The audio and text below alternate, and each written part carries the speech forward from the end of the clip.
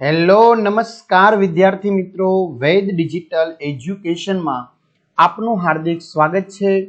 આજે આપણે ધોરણ 5 વિષય પર્યાવરણ આસપાસની અંદર 9મું ચેપ્ટર ચઢીએ ઊંચા ચઢાણ જેના ભાગ 2 ની આપણે સરસ મજાની સરળ સમજૂતી જોવાના છીએ। તો ખાસ વિદ્યાર્થી મિત્રો ચેનલમાં નવા હોય તો ચેનલ સબસ્ક્રાઇબ કરી બાજુમાં બેલ આઇકનને પ્રેસ કરો જેથી તમને અવનવા વિડીયોની માહિતી નોટિફિકેશન મળી શકે। વિડીયો લાઈક કરો ને હા તમારા મિત્રો દોસ્તોને ચોક્કસથી શેર પણ કરી દો। તો ખડકો પર ચઢવું, બરાબર, ભાગ 1 ની અંદર આપણે આગળ ભણી ચૂક્યા હતા। હવે ભાગ 2 તરફ। ફેબ્રુઆરી 10, 1989 અમારે ટેકલા ગામ પહોંચવા, જો ગામનું નામ છે, અમારે ટેકલા ગામ પહોંચવા 15 કિલોમીટર ચાલવાનું હતું। વિદ્યાર્થી મિત્રો એમણે સરસ મજાના દોરડાની મદદથી આપને ખબર છે કે નદી છે એ પાર કરી હતી, બરાબર। એમને શરૂઆતમાં તો શું હતી તો કે ડર લાગતો હતો, ધ્રુજતી હતી, બરાબર। પછી એને દોરડાની મદદથી સરસ મજાની નદી પાર કરી જેની આપણે ચર્ચા કરી ચૂક્યા છીએ અને સાથે સાથે કેટલાક પ્રશ્નો હતા, સવાલો, એની પણ આપણે ચર્ચા કરી ચૂક્યા છીએ। તે ગામ 1600 મીટરની ઊંચાઈ હતું। જો ટેકલા ગામ પહોંચવાનું હતું, 15 કિલોમીટર ચાલવાનું હતું, તે 1600 મીટરની ઊંચાઈ હતું। અમારી પીઠ પર લટકાવેલા થેલામાં, બરાબર, અમારી જે પીઠ પાછળ તમે શાળાએ જાઓ છો તો કેમ થેલો બેગ લગાડો છો એમ થેલામાં અમારે જરૂરી બધી વસ્તુઓ, એટલે કે અમારા માટે જરૂરી હોય એવી બધી વસ્તુઓ જેવી કે ખોરાકના પડીકા, પાણીની બોટલ, દોરડું, કડી, પ્લાસ્ટિકની શીટ, ડાયરી, ટોર્ચ, રૂમાલ, સાબુ, કોટ, સિસોટી, ગ્લુકોઝ, ગોળ, ચણા અને બીજો નાસ્તો વગેરે હતા। આટલું બધું બેગમાં ભર્યું હતું તો વિદ્યાર્થી મિત્રો તમે વિચારો કે બેગ કેવી હશે, ભારે હશે ને, વજનદાર। હવે વજનદાર બેગ લઈને તમારે છે ને શાળાએ તમે પહેલા માળે કે બીજા માળે ચડતા હોય તમને ખબર હશે, હે ને, થાકી જવાય ને, એવી રીતે 2-3 વાર ચડો જી। તો આ તો વિદ્યાર્થી મિત્રો 1600 મીટરની ઊંચાઈ છે। જો તમારે ભાગ 1 જોવાનો બાકી હોય તો એ ક્યાંથી મળશે? ઘણા મિત્રોની કમેન્ટ હોય કે પ્રથમ પરીક્ષાના પેપર સર આપી દો, બીજું કંઈ નહીં, બરાબર ને, તૈયારી કરવા મળીએ। ઘણા વાલીની પણ કમેન્ટ હોય। તો ભાઈ વૈદ ડિજિટલ એજ્યુકેશન નામની એપ્લિકેશનમાં નીચે મુજબની તમામ પ્રકારની માહિતી મળવાની છે, જેમાં તમારા ધોરણ 5ના બધા જ વિષયના પાઠ્યપુસ્તકના પ્રકરણની સમજૂતીના વિડીયો, સ્વાધ્યાય અભ્યાસની સમજૂતીના વિડીયો, પીડીએફ, વિષય પ્રમાણેનું મટીરિયલ, પીડીએફ, પરીક્ષા માટે ઉપયોગી અસાઇનમેન્ટ, પરીક્ષાના પેપરો, એકમ કસોટીના પેપરો, સ્વઅધ્યયન પોથી, પ્રોજેક્ટ બુક, બધું જ। ચલો ગેમ ડાઉનલોડ કરો, ત્યાં ડાઉનલોડ કરી ઓપન કરશો એટલે આ પેજ ખુલે, એમાં તમારા મોબાઈલ નંબર નાખજો। મમ્મી પપ્પાને ન ખ્યાલ આવે તો કોઈ સગા સંબંધી ભાઈ બહેનની મદદ લો, સેન્ડ ઓટીપી કરો, 4 આંકડાનો ઓટીપી નાખશો એટલે પેડ કોર્સમાં જુદા જુદા પેડ પ્લાન, એક્ઝામ પેપરમાં પેપરો, 3 થી 12માં 3 થી 12 ધોરણના વિડીયો, તમારું ધોરણ પસંદ કરી વિષય પ્રમાણે પાઠવાઇઝ વિડીયો જોઈ શકો, બરાબર। અહીંયા વિજ્ઞાનની જગ્યાએ આસપાસ હશે, બાકી ગણિત છે, ગુજરાતી છે, બરાબર। હા, અમે પગથિયા જેવા ખેતરમાં ફળો અને શાકભાજી વાવેલા જોઈ શકતા હતા। જો કેવા ખેતરમાં?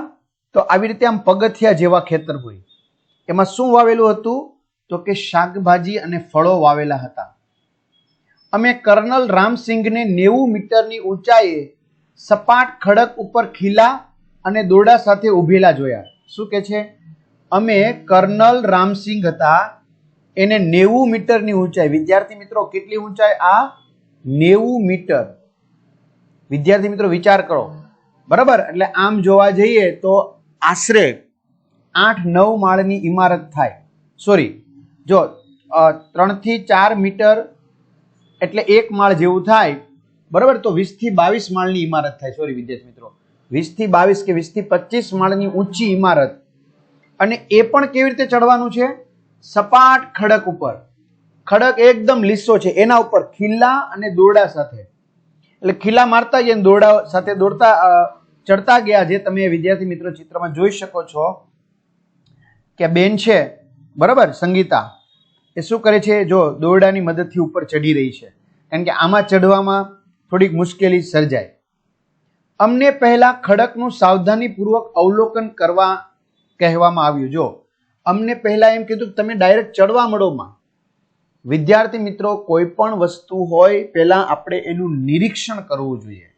એટલે કે છે અમને પહેલા ખડકનું સાવધાનીપૂર્વક અવલોકન કરવાનું, નિરીક્ષણ કરવાનું કહેવામાં આવ્યું કે તમે ડાયરેક્ટ આ ખડક ઉપર નહીં ચડો. પહેલા તમારા મગજની અંદર એનો એક નકશો તૈયાર કરી લો કે હું કેવી રીતે ચડીશ, આમ કરી આ રસ્તેથી ચડીશ કે અહીંથી આ રસ્તેથી ચડીશ, કઈ રીતે એમ. અને જ્યાં અમે અમારા હાથ અને પગ મૂકી શકીએ તે જગ્યાઓ ઓળખવા કહેવામાં આવ્યું. કીધું ને કે જ્યાં અમે શું મૂકી શકીએ, અમારા હાથ અથવા તો પગ, એવી જગ્યાએ. બરોબર, દાખલા તરીકે અહીંથી તમને એમ લાગે છે કે અહીંથી ચડી શકાય એવું છે, બરાબર, અહીંથી આમ, તો એવી રીતે જગ્યા અમારે પસંદ કરવાની કહેવામાં આવ્યું. આજે હું પીછેહટ કરવાની નથી. જો દરરોજ હું ડરી જતી હતી, બરાબર, મનમાં મને ધ્રુજારી આવતી હતી, હું ડર લાગતો હતો, પણ કે છે કે આજે હું પીછેહટ કરવાની નથી. આજે તો કોઈ પણ સંજોગોમાં આ ખડક હું ચડીને જ રહીશ. હું હારમાં પ્રથમ જ ઊભી રહી ગઈ. જો જ્યારે મિત્રો નદી પાર કરવાની વાત હતી ત્યારે હારમાં ક્યાં ઊભી હતી? છેલ્લે. આજે એને હિંમત આવી ગઈ એટલે હારમાં પ્રથમ જ ઊભી રહી. અમારા પ્રશિક્ષક પોતાની કમરની આજુબાજુ દોરડું બાંધ્યું. અમારા પ્રશિક્ષકે શું કર્યું? પોતાના કમરની આજુબાજુ દોરડું બાંધ્યું, પછી કડી બાંધી અને લટકેલું જાડું દોરડું પકડ્યું. જો દોરડું બાંધ્યું કમરની આસપાસ, પછી તમે જોઈ શકો છો કડી બાંધી, પછી લટકેલું જાડું દોરડું પકડ્યું. તેઓએ દોડતા હોય તેમ ચઢવાનું ચાલુ કર્યું. જો જાણે કે પોતે દોડતા હોય એવી રીતે તો ચઢી ગયા. તો મેં પણ મારી કડી બાંધી, પણ જેવું મેં મારું પહેલું ડગ ભર્યું ને એવું લપસી પડી. જો શું કે છે, અમારા જે પ્રશિક્ષક હતા અમારી સાથે અમને ટ્રેનિંગ આપવાવાળા, બરાબર, એણે પોતાની કમરની આજુબાજુ દોરડું બાંધી દીધું, પછી કડી બાંધી દીધી, બરાબર, અને કડીને દોરડામાં પોરવી દીધી, પછી જાડું દોરડું પકડ્યું અને તેઓ દોડતા હોય એમ ચડવાનું શરૂ કર્યું અને ચટાક કરતા ચડી ગયા. મેં પણ મારી કડી બાંધી. મેં પણ એવું જ વિચાર્યું કે હું પણ એની જેમ ઝડપથી ચડી જાઉં, પણ મિત્રો મારું પહેલું ડગલું ભર્યું ને હું લપસી પડી અને ત્યાં દોરડાથી હિંચકા ખાવા લાગી. જો હું લપસી પડી એટલે હું હિંચકા ખાવા લાગી. તો કેમ આવું થયું? હું કેમ ન ચડી શકી? તો કે છે કે ચડતી વખતે તમારું શરીર 90 અંશના ખૂણે રાખો. શું કે છે? ચડતી વખતે તમારું શરીર કેવું રાખવાનું છે? જમીનથી 90 અંશના ખૂણે. મેં સાંભળ્યું તમારી પીઠ સીધી રાખો, વાળશો નહીં. જો એવું મને ઉપરથી આદેશ આપ્યો, એટલે કે મેં સાંભળ્યું, મને કહેવામાં આવ્યું કે તમારી પીઠ સીધી રાખો. 90 એટલે વિદ્યાર્થી મિત્રો કાટકોણ, બરાબર, એટલે તમારે આમ ઊભું જ રહેવાનું, સીધું જ, બરાબર. તમારી પીઠ છે ને વાળોમાં સીધા રહ્યો, વાળશો નહીં. તમે ક્યારેય ઝાડ પર ચડ્યા છો? તમને કેવું લાગ્યું? તમને ડર લાગ્યો? તમે ક્યારેય નીચે પડ્યા છો? ચાલો તો જવાબ આપીએ. હા, મારા ગામના પાદરમાં આવેલા વડના ઝાડ પર હું ચડ્યો હતો. ઝાડ પર ચડતા થોડીક બીક લાગી, પરંતુ ખૂબ જ મજા આવી. ઝાડ પર ચડતા મને ડર લાગ્યો ન હતો. ના, હું ઝાડ પરથી ક્યારેય નીચે પડ્યો નથી. પડ્યો હોય તો લખવાનું. તમે ક્યારેય કોઈને નાની દિવાલ પર ચડતા જોયા છે? તમારા વિચારે દિવાલ ચઢવી અને ખડક ચડવામાં શું તફાવત છે? તો હા, મેં કેટલાક બાળકોને અને કૂતરાને દિવાલ પર ચડતા જોયા છે. મારા વિચારે દિવાલ પર ચડવું સરળ છે, પરંતુ ખડક પર ચડવું ખૂબ જ કઠિન છે. કેમ કે ખડક પર ચડતી વખતે શરીર 90 અંશના ખૂણે રાખવાનું હોય. એક તો ખડક હોય ત્રાસો, એમાં તમારું શરીર આ રીતે રાખવાનું 90 અંશના ખૂણે, એકદમ સીધું ટટ્ટાર, બરાબર, એટલે અઘરું થોડુંક થઈ જાય. ચલો એક રમૂજી બનાવો. ફેબ્રુઆરી 14, 1989.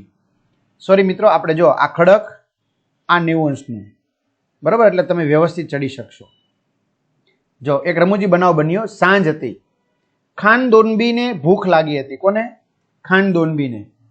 અમારી પાસે કંઈ જ ખાવાનું ન હતું. અમારી પાસે કંઈ જ ખાવાનું નહોતું. તે વાડ કૂદીને ખેતરમાં ગઈ. જો કારણ કે ત્યાં આવી રીતે પગથિયા ટાઈપની ફળ અને શાકભાજી વાવ્યા હતા ને, તો તે વાડ કૂદીને ખેતરમાં ગઈ. તેણે ઝડપથી બે મોટી કાકડી તોડી અને પાછી આવી. તરત જ એક સ્ત્રી પાછળથી આવી અને તેને તેની બેગથી પકડી. એટલે કે તરત જ એક સ્ત્રી પાછળથી આવી અને તેને તેની બેગ હતી તેનાથી પકડી લીધી. તે ખાનદોનબીને પોતાની ભાષામાં કંઈક કહેવા લાગી. આ સ્ત્રી હતી એ ખાનદોનબીને પોતાની ભાષામાં એટલે કે સ્ત્રી પોતાની ભાષામાં કંઈક કહેવા લાગી. અમે તે શું કહી રહી છે તે સમજી શકતા નહોતા. અમે આ સ્ત્રી શું કહી રહી છે એ સમજી શકતા નહોતા. ખાનદોનબી તેને મિજો ભાષામાં સમજવાનો પ્રયત્ન કરતી હતી. કારણ કે ખાનદોનબીની ભાષા કઈ હતી? મિજો. બરાબર? એટલે આ ખાનદોનબી છે તેને મિજો ભાષામાં સમજવાનો પ્રયત્ન કરતી હતી, જે અમે પણ સમજી શકતા ન હતા. બરાબર? અમે પણ નહોતા સમજી શકતા. મેં હિન્દીમાં સમજાવવા પ્રયત્ન કર્યો. મેં એને હિન્દીમાં સમજાવવા પ્રયત્ન કર્યો, પરંતુ બંનેમાંથી એક પણ ભાષા તે સ્ત્રી સમજતી નહોતી. એ સ્ત્રી નહોતી મિજો ભાષા સમજતી કે નહોતો એ હિન્દી ભાષા સમજતી હતી. અંતે મેં મારા હાથ માફી માંગવા જોડ્યા. તો હુકામી સ્ત્રી આવી? ખબર પડી? કારણ કે એના ખેતરમાંથી આ કાકડી લીધી હતી એટલે આ સ્ત્રી ભાળી ગઈ. બરાબર? એટલે આ સ્ત્રી છે એને પકડવા માટે આવી. તે શું કામ કાકડી લીધી એમ, પણ સ્ત્રી ખીજાતી હતી એટલે આ કાંઈ ખાનદોનબી સમજતી નહોતી. ખાનદોનબી છે એની ભાષા મિજો હતી. પછી મેં હિન્દીમાં સમજાવ્યું તો સ્ત્રી નહોતી સમજતી એમ. એટલામાં અમારું જૂથ ખૂબ જ દૂર જતું રહ્યું. એટલામાં અમારું જે જૂથ હતું એ ખૂબ જ દૂર જતું રહ્યું, આગળ જતું રહ્યું. અંધારું થઈ ગયું હતું. અંધારું થઈ ગયું હતું.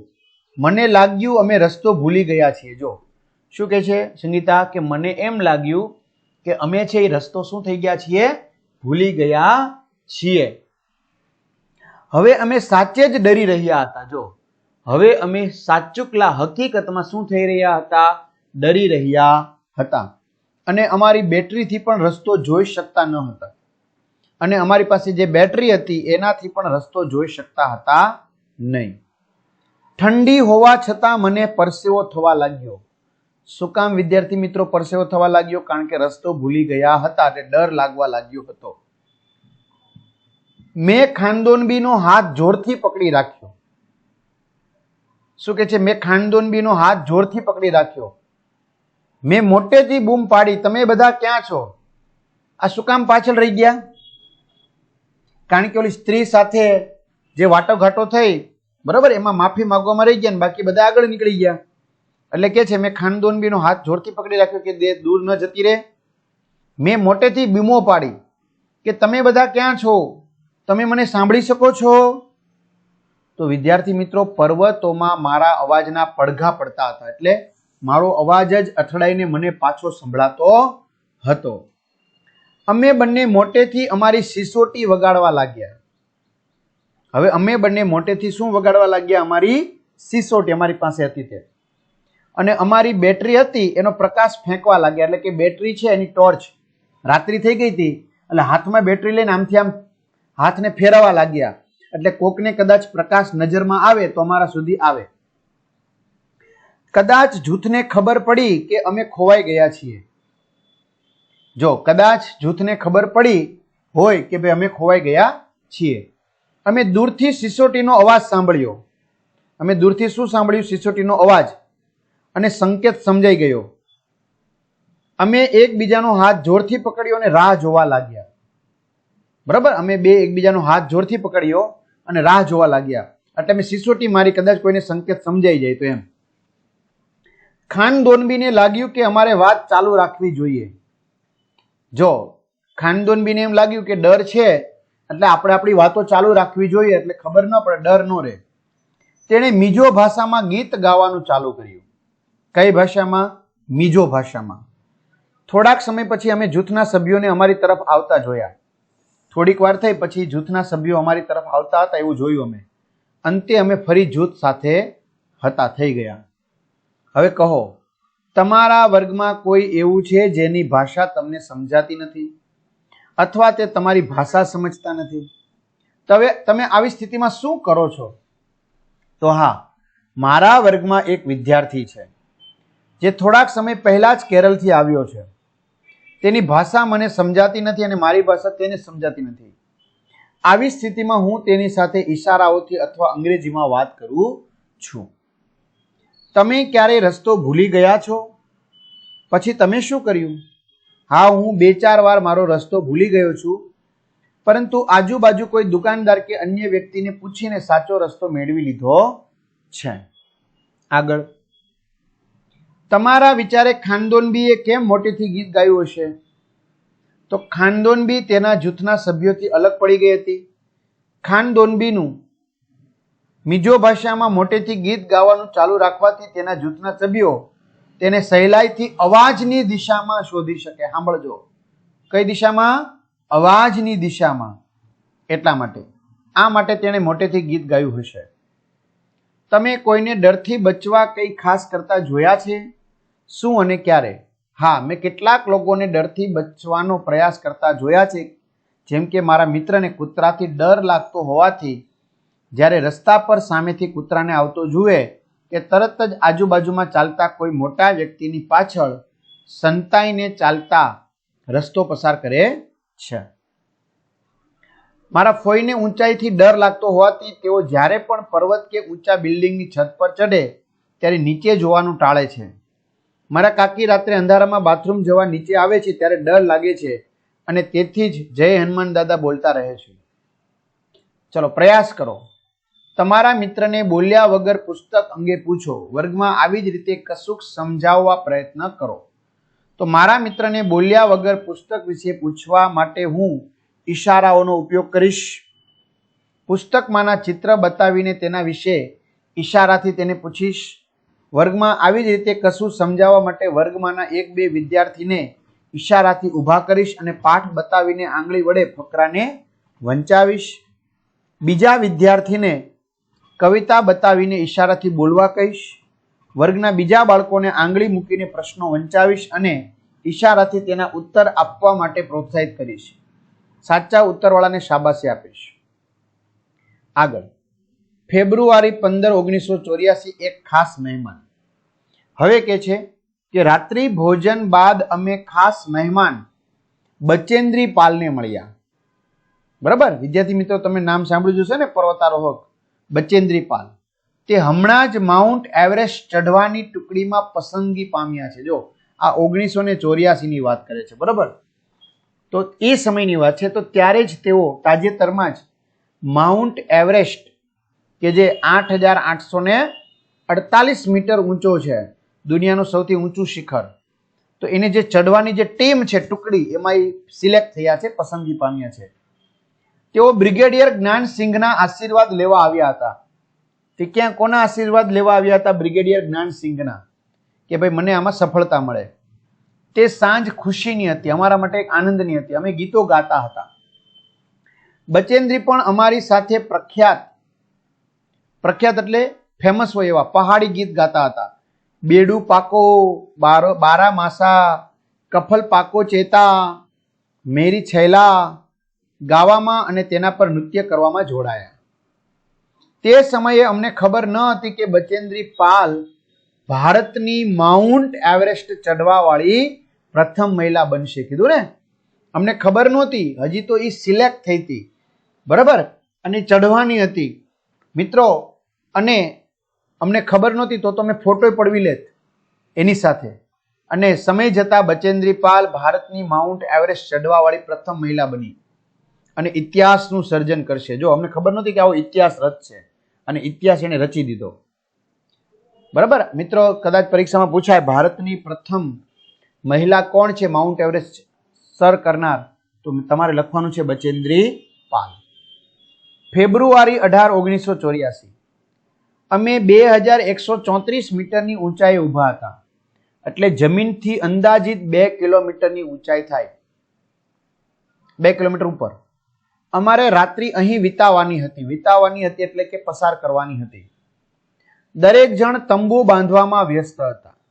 બરાબર, આજે તંબુ બાંધે છે કાપડનું, તમે જોઈ શકો છો. તો બધા એમાં વ્યસ્ત હતા. અમે તંબુ માટે અને પાથરવા માટે 2 પડની પ્લાસ્ટિકની ચાદરનો ઉપયોગ કર્યો. જો અમે તંબુ બાંધવા માટે અને પાથરવા માટે 2 પડની, 2 આવરણની પ્લાસ્ટિકની ચાદરનો ઉપયોગ કર્યો.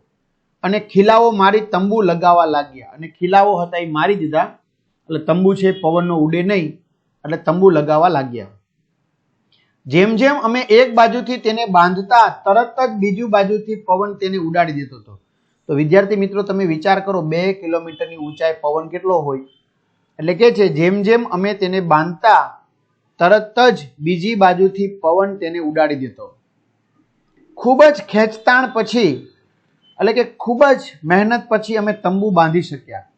પછી અમે તંબુની આસપાસ ખાડો ખોદ્યો. જો પછી અમે શું કર્યું, તંબુની આસપાસ ખાડો ખોદ્યો. અમને ખૂબ ભૂખ લાગી હતી. અમે ચૂલો બનાવવા માટે લાકડા, પથ્થરો તથા અન્ય સામગ્રી શોધ્યા. ખાડો કેમ ખોદ્યો હતો? ચૂલો બનાવવા માટે. તો અમને ભૂખ લાગી હતી માટે લાકડા, પથ્થરો તથા અન્ય સામગ્રી અમે શોધી આજુબાજુમાંથી અને ખોરાક રાંધ્યો. જમ્યા પછી છાવણીની આસપાસનો કચરો ભેગો કરી બેગમાં ભર્યો. જો આ બહુ સરસ વાત થઈ કે સ્વચ્છ ભારત મિશન અંતર્ગત કે જમ્યા પછી છાવણી જે અમારી હતી, જ્યાં અમે આ તંબુ બધું બાંધ્યું હતું, એની આસપાસનો કચરો હતો એ અમે ભેગો કરીને બેગમાં ભર્યો. ઝડપથી અમે અમારી સુવાની બેગમાં ગયા. જો સુવાનું જે તંબુ હતું એમાં જતા રહ્યા. હું તેમાં સૂઈ શકીશ કે નહીં તેના વિશે ચોક્કસ ન હતી. જો મને એમ હતું કે હું આમાં સૂઈ શકીશ કે નહીં સૂઈ શકું, તો એના વિશે કહેવું અઘરું હતું. તે આરામદાયક હશે કે નહીં હોય, શું તેમાં ઠંડી નહીં લાગે કે લાગશે. પરંતુ બેગ મુલાયમ પીછાઓથી ભરેલી હતી. પરંતુ આ જે બેગ હતી એ મુલાયમ પીછાઓથી ભરેલી હતી, જે અમને ગરમ રહેવામાં મદદ કરે. બરાબર, અમારા શરીરને ગરમી આપતી હતી. અમે બધા ખૂબ જ થાકી ગયા હતા, એટલે પડતા વેત અમે સૂઈ ગયા. એટલે કે અમે ખૂબ જ થાકી ગયા હતા, એટલે જેવા અમે પથારીમાં લાંબા થયા તરત જ અમને ઊંઘ આવી ગઈ.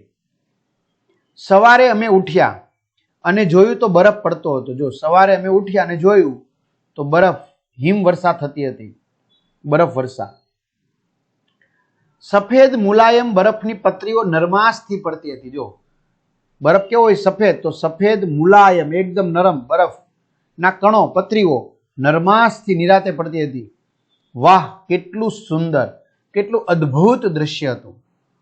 છોડ, વૃક્ષો, ઘાસ અને પર્વતો બધું જ સફેદ દેખાતું હતું. કેમ? કારણ કે બરફ વર્ષા થતી હતી, તો એને કારણે સફેદ દેખાતું હતું. આજે અમારે 2700 મીટરની ઊંચાઈએ ચઢવાનું હતું.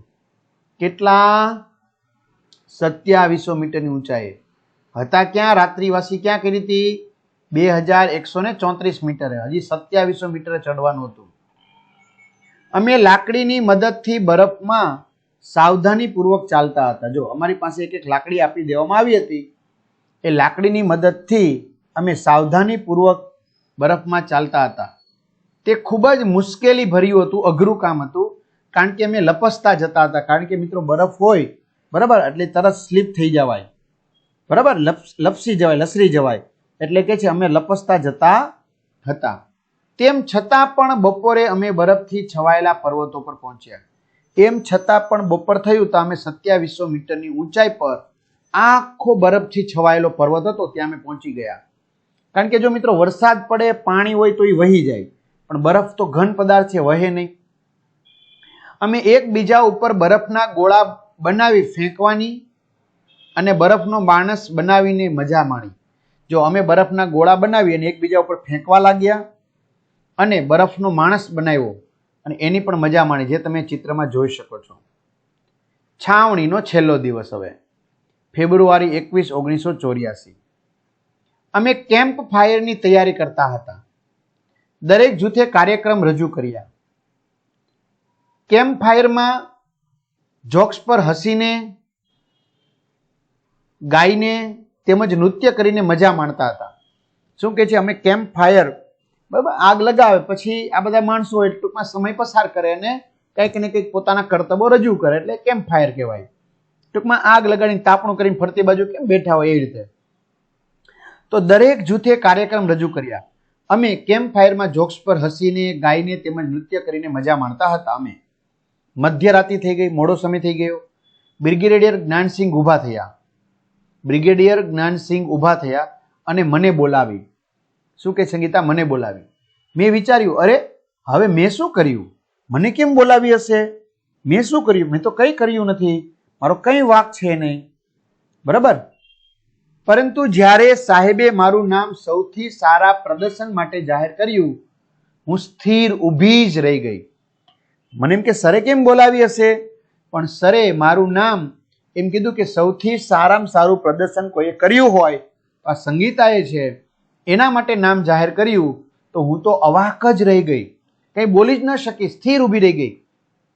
તેમણે મને આશીર્વાદ આપ્યા અને મારા ગાલ પર ખુશીના આંસુ આવવા લાગ્યા કે ભાઈ આ જે કેમ્પ હતો એમાં સૌથી બેસ્ટ પ્રદર્શન કોઈ કર્યું હોય તો મેં કર્યું. વિદ્યાર્થી મિત્રો, તમે જોઈ શકો છો, જો છે ને પર્વત છે, આખી લીલી બરફની ચાદર સફેદ, તેમાં જો ચાલે છે તો આવી રીતે આ ચાલેલું છે. ચર્ચા કરો. તમારા મતે તંબુની આજુબાજુ ખાડો કેમ ખોદવામાં આવ્યો? તો મારા મતે ઝેરી જીવજંતુઓ અને સાપથી બચવા માટે તંબુની આજુબાજુ ખાડો ખોદવામાં આવ્યો હશે કે ખાડાની આ બાજુ ન આવી શકે એમ. પર્વતારોહણ સિવાય બીજી કઈ પ્રવૃત્તિઓ સાહસિક ગણાય? કેમ? તો પર્વતારોહણ સિવાયની નીચેની પ્રવૃત્તિઓને પણ આપણે શું ગણી શકીએ? સાહસિક ગણી શકીએ. કઈ પ્રવૃત્તિ આપણે સાહસિક ગણી શકીશું? પહાડી નદી પાર કરવી, પેરાશૂટથી કૂદવું, સમુદ્રની લહેરો પર સર્ફ બોર્ડની સહાયથી તરવું, તાડકે નારિયેળીના ઝાડ પર ચડવું, બરફ આચ્છાદિત જગ્યા પર સ્કેટિંગ કરવું. બરાબર, એને હું વધારે જોખમી કાર્ય ગણી શકીશ. આગળ વધીએ. કલ્પના કરો અને લખો. તમે પર્વત ઉપર છો, તમે ત્યાં કેવો અનુભવ કરો છો? તમે શું જોઈ શકો છો? તમને ત્યાં શું કરવું પસંદ છે? તો મને પર્વત ઉપર ખૂબ જ સુંદર અનુભવ થઈ રહ્યો છે. પર્વતની ચારે બાજુ આસમાની આકાશ દેખાઈ રહ્યું છે. નીચેની જમીન, ખીણો, વહેતા ઝરણા, ખાસ પ્રકારના ઝાડ, દૂરનું ગામ, ટેકરા પરના ઘર, આજુબાજુના ઝૂંપડા, ખીણમાં ચરતા બકરા અને ઘેટા, કામ કરતા માણસો, ઘણા જ નાના નાના દેખાઈ રહ્યા છે. હું ખૂબ જ ઊંચાઈ પર છું એવું મને લાગી રહ્યું છે. મને પર્વત પર કુદરતે રચેલું સૌંદર્ય અને તેનો નજારો ખૂબ જ આનંદદાયક અને આહલાદક લાગે છે. ચલો, પર્વતની ટોચ પર એકલા તમે હોય તો જો પર્વતોમાં રહેતી 12 વર્ષની છોકરી શાળાની પિકનિકમાં બહાર આવી. હવે શું કે છે? પર્વતોમાં રહે છે, 12 વર્ષની છોકરી છે, એ શાળાની જે પિકનિક એટલે કે જે પ્રવાસ હતો એ પ્રવાસમાં બહાર આવી. તેણે તેના મિત્રો સાથે 4000 મીટર પર્વતની ટેકરી પર ચઢાણ કર્યું. તેણે એમના સાથી મિત્રો સાથે 4000 મીટર જે પર્વતની ઊંચી ટેકરી હતી એના ઉપર ચઢી. છોકરીઓએ આ સાહસ મજા માટે કર્યું. બરાબર, પોતાની કંઈક મજા લેવા માટે, કે મજા આવે છે એમ, તો મજા માટે 4000 મીટર એટલે કે 4 કિલોમીટર ઊંચાઈ પર ચડી એમ. એટલે સીધો આમ રસ્તો ન હોય પણ આમ ધીમે ધીમે હોય એમ. જલ્દી અંધારું થઈ ગયું અને તેઓ નીચે આવી શક્યા નહીં. હવે તો ઠંડી વધતી જાય અને ડરામણી રાત હતી, કારણ કે બીજું કંઈ હોય નહીં ત્યાં. તેઓ કોઈ પણ ખોરાક વગર એકલા હતા, કારણ કે ખાધું પણ ન હતું, ઠંડી બહુ લાગે. અને તે લાંબી રાત્રિ આ બચેન્દ્રી પાલ જોડે બન્યું હતું. મિત્રો, આ બચેન્દ્રી પાલ હતી જ્યારે તે નાની છોકરી હતી ને, ત્યારથી તે 12 વર્ષની હતી, ત્યારથી તે આવી રીતે પર્વત ચડે છે. બરાબર, એટલા માટે તે સાહસિક છે અને પ્રથમ મહિલા બની. બચેન્દ્રી પાલ ઉત્તરાખંડના ગઢવાલ વિસ્તારના નાકુરી ગામમાં મોટા થયા હતા. ક્યાં? ઉત્તરાખંડના ગઢવાલના નાકુરી ગામમાં મોટા થયા. પછી જ્યારે તે ઉત્તર કાશીની નહેરુ પર્વતારોહણ સંસ્થામાં જોડાયા ત્યારે તેમના માર્ગદર્શક, બરાબર, એમને ટ્રેનિંગ આપનાર કોણ હતા? બ્રિગેડિયર જ્ઞાનસિંહ જ હતા. એટલા માટે મિત્રો કેમ્પમાં આવીને એને આશીર્વાદ લીધા. તેમણે તેમની તાલીમ સારી રીતે લીધી પર્વત ચડવાની. તેમણે મહિલા પર્વતારોહણ અભ્યાસક્રમમાં મહિલાઓને તાલીમ આપવાનું ચાલુ કર્યું. જો જે મહિલાઓને પર્વત ચડવો હોય, બરાબર, તો એને પણ એણે તાલીમ આપવાનું શરૂ કર્યું. અને 1984ની આ વાત હતી, જેમાં આપણે વાત થઈ હતી અગાઉ. બચેન્દ્રી માઉન્ટ એવરેસ્ટ ચઢાણ ટુકડીના સભ્ય તરીકે પસંદ પામ્યા હતા. હવે બરફનું તોફાન. 18 સભ્યોની ટીમમાં 7 મહિલાઓ હતી. જો આ 18 સભ્યોની ટીમ હતી, આખી એક નહોતી. 15 મેની રાત્રે, 15 મે એટલે કે 5મો મહિનો. મિત્રો, એવો સમય એટલા માટે પસંદ કર્યો કે બરફ વર્ષા ઓછામાં ઓછી થાય. આખી ટીમ 7300 મીટરની ઊંચાઈ ચઢી થાકી હતી. જો 7,300. જ્યારે માઉન્ટ એવરેસ્ટ કેટલો છે? 8,848. એટલે ખાલી 1,500 મીટર જ દૂર હતી. ટીમે તેમના તંબુ બાંધ્યા અને સૂઈ ગયા. તંબુ બાંધીને સૂઈ ગયા.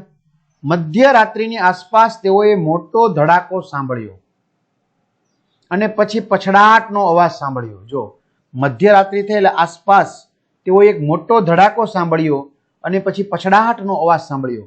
આ વાત થઈ રહી છે 1984ની જ. તેઓ જાગે તે પહેલા તંબુ ઉડી ગયા. એ જાગે પોતે એ પહેલા તો એ તંબુ ઉડી ગયા અને કંઈક ખૂબ ભારે તેમને અથડાયું તંબુને. એ જાગે એ પહેલા તો એના તંબુ ઉડી ગયા હતા અને તંબુ છે એ કોઈની સાથે અથડાયું હતું એટલે મોટો ધડાકો થયો હતો. તે ખૂબ જ ભયંકર બરફનું તોફાન હતું. મિત્રો, હવે ખાલી વાવાઝોડું હોય કે વરસાદ વધારે હોય તો તકલીફ પડી જાય, તો આ તો બરફનું તોફાન હતું. બચેન્દ્રી બરફમાં લગભગ આખી દટાઈ ગઈ હતી. જો આખી બરફમાં દટાઈ ગઈ હતી માથે, કારણ કે બરફનું પડ પછી પડ બનતું જાય, કારણ કે એ તો પાણી નથી તો વહી જાય. અને તેને માથામાં ઈજા થઈ હતી, માથામાં વાગ્યું હતું. ટીમના અન્ય સભ્યોને પણ ઈજા થઈ હતી, બીજા સભ્યોને પણ.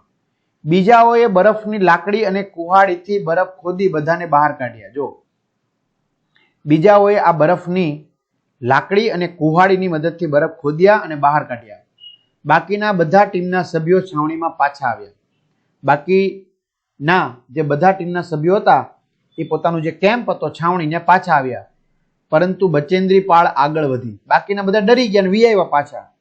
પણ બચેન્દ્રી પાળ આગળ વધી, ધીમે ધીમે પહાડી તરફ ચડી, ધીમે આગળ વધતી ગઈ.